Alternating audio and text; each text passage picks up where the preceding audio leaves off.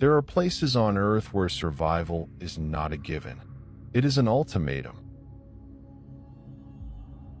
If you travel to the Republic of Dagestan, high in the Caucasus Mountains, you will not find luxury. You will not find comfort. You will find stone. You will find a biting wind that cuts to the bone. And you will find men who are carved from those very same elements. In this environment, you do not talk about fighting. You simply fight. It is injected into your bloodstream the moment you are born. It is a language spoken without words, understood by everyone from the youngest child to the oldest shepherd. For Khabib Nurmagomedov, the fight started before he could even comprehend what it was. It wasn't about championships or fame back then. It was about existence. It was about honoring the soil you stood on. While Western children were playing with toys, a 9-year-old Khabib was taken to a makeshift wrestling ring to wrestle a bear. But this was not some circus act. This was an assignment, a test of raw instinct.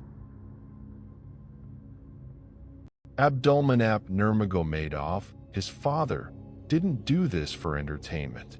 He wanted to see if his son possessed the fire. He wanted to see the look in his eyes when faced with a force that didn't care about human rules. He wanted to see if Khabib would fold, or if he would find a way to endure.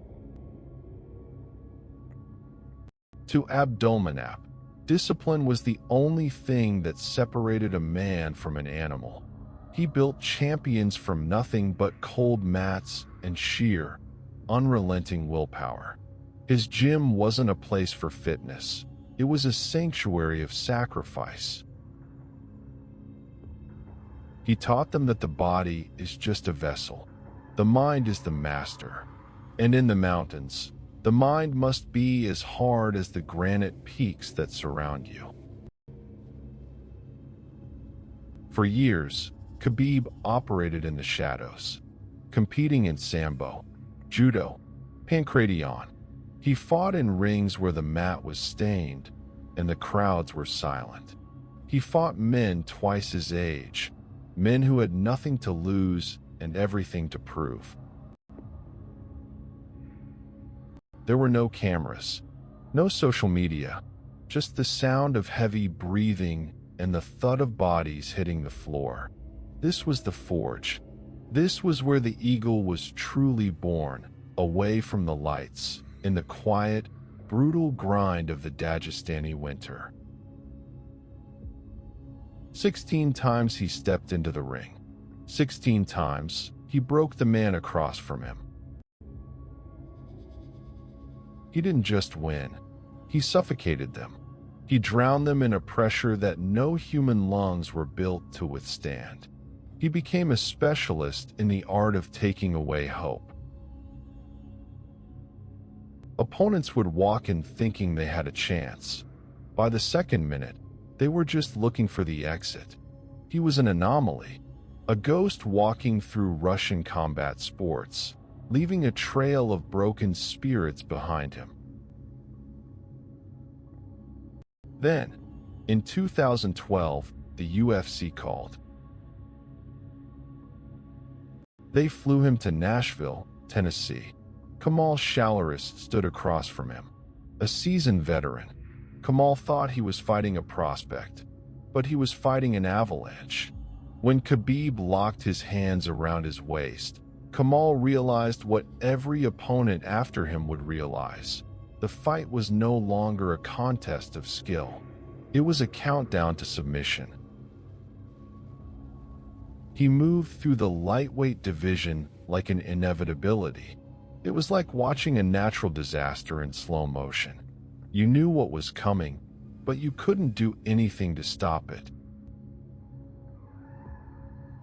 Gleison Tibau, Thiago Tavares, Pat Healy, Rafael dos Anjos. He didn't just beat them, he mauled them. He stripped away their confidence round by round, minute by minute. until there was nothing left but panic in their eyes. He wasn't fighting for the fans. He was fighting for his father's vision. Every takedown was a tribute. Every strike was a testament to the discipline of the mountains. Then came Edson Barboza. Barboza was the most terrifying striker in the world. He moved like lightning. He could end a fight with a single kick that you never even saw coming. But lightning meant nothing against gravity. For 15 minutes, Khabib dragged Barboza into the deepest waters of the sport. He made the most dangerous man on the feet look like a child. It wasn't a fight. It was a mauling, a methodical destruction of another man's will. By the end, Barboza wasn't looking to win. He was just looking to survive the remaining seconds. It was terrifying, but it was just the beginning. In April 2018, everything changed. Alaya Quinta, 5 rounds.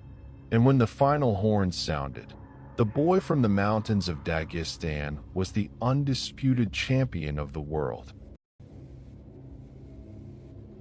The eagle had finally landed, but the summit of the mountain is a lonely place. The higher you climb, the harder the wind blows. And in this sport, the crown is heavy. The spotlight doesn't just illuminate, it attracts demons. Conor McGregor. It was the biggest fight in the history of the sport, but it was never about the money for Khabib. It became personal. It became ugly. McGregor attacked Khabib's religion, his father, his country. He tried to turn a sacred discipline into a circus of insults. For months, the world watched as a superstar tried to break in stoic warrior with words and spectacle. They expected the eagle to crack under the pressure of the lights. But Khabib didn't speak with empty words. He stored everything away, every insult, every transgression. He carried the weight of his father's honor in his chest like a live coal. When the cage door locked at UFC 229, McGregor was not fighting a man. He was fighting the collective wrath of Dagestan. Khabib walked through his punches. He dropped him. He dragged him to the canvas and whispered in his ear while he beat him. And in the 4th round, he wrapped his arm around McGregor's neck, not just for a choke, but for a breaking of the spirit. He didn't just want the belt. He wanted to show the world that honor cannot be defeated by fame. McGregor tapped, and in that moment, the world realized that some forces cannot be stopped by fame or money or trash talk. The chaos that followed was just the overflow of a river that had finally burst its banks. After McGregor came Dustin Poirier, a diamond forged in fire, a man with a heart of gold and hands of stone, and Khabib dismantled him with the same cold, calculating pressure.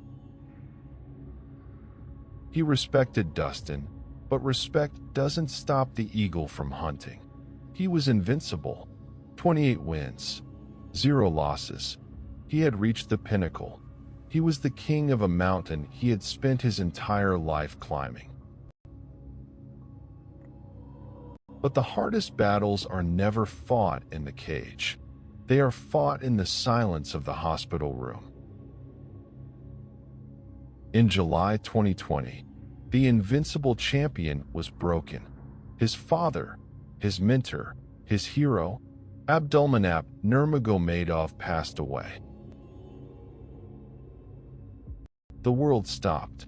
The man who had been the North Star for the entire Dagestani movement was gone. How do you continue when the very reason you fight is taken from you? How do you step into the cage without the man who built it around you? Khabib promised his mother he would fight only one more time. He would finish the mission his father started. Justin Gaethje, the most violent man in the division, a human buzzsaw who thrived in the blood and the noise.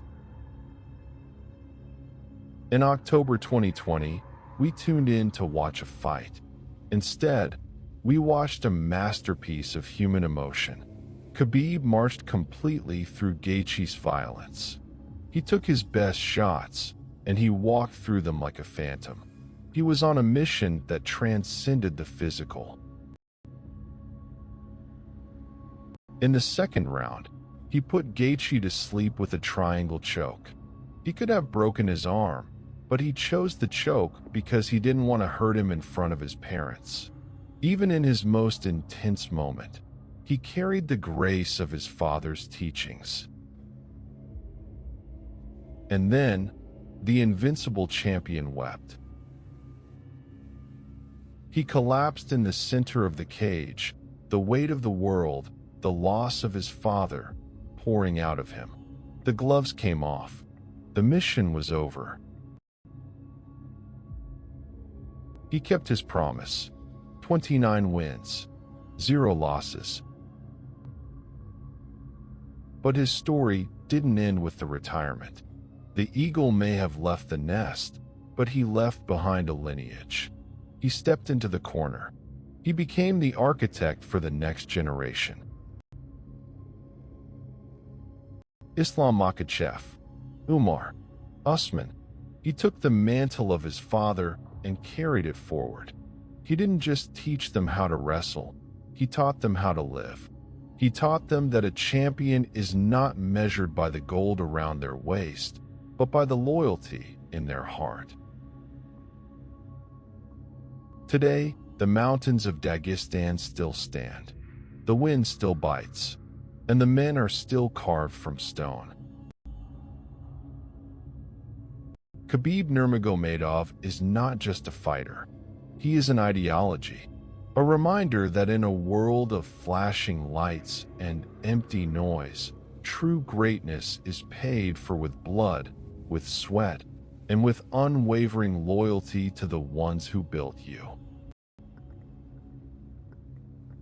He is the king who conquered the world and walked away when there was nothing left to prove.